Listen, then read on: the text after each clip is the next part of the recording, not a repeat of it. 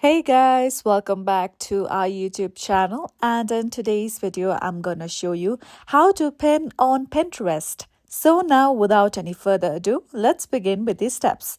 So first of all, launch Pinterest app on your mobile device. Now once you are here on your feed, just tap open any image or post you want to pin. So as I open this image, you'll see the option of save at the bottom of your screen. Tap on it.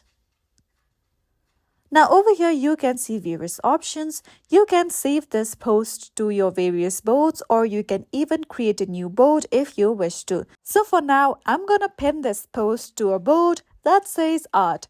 Okay, so let me tap on it. Now you can see that this post has been pinned. In order to see this, just go back and simply open your profile at the bottom right corner of your screen.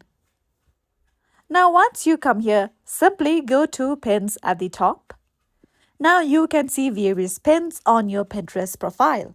You can also tap on the option of created by you in order to see various pins that you have uploaded. For instance, this is the pin that I had uploaded on my Pinterest account. So follow these easy steps and that's how you will be able to pin on Pinterest.